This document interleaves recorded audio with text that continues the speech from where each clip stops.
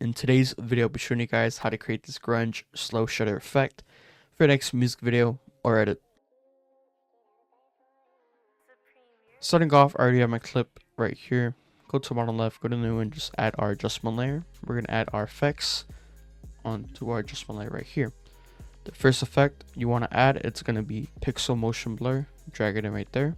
We're going to head over to shutter angle and we're going to increase it to 1496. And it's going to start giving us this crazy shutter effect right here. It's going to mess around with our clip a lot. And if you really don't like how much of the shutter effect is, you can go ahead and just bring down our shutter angle a bit. Just mess around with it to your own liking.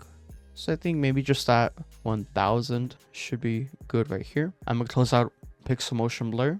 And then I'm going to go ahead and add noise for our second effect. Drag it in.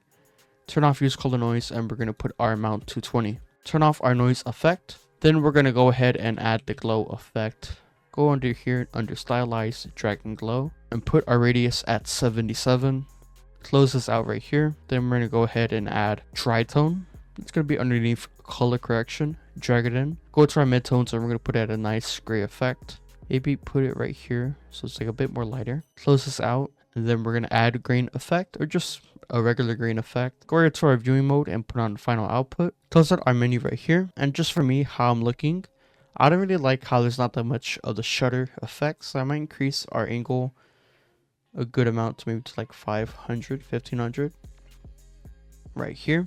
I'm going to save our project so we don't lose the effect we just made. And yeah, that is all you need in order to create this grunge slow shutter effect for your next music video or edit.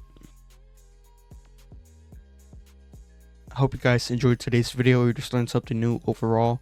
If you did, I would love it if you were to subscribe, like, or leave a comment. You guys don't have to, but it does help support me and helps my channel reach other people who want to learn new effects. And yeah, keep on staying creative and I'll see you guys in the next video. Peace out.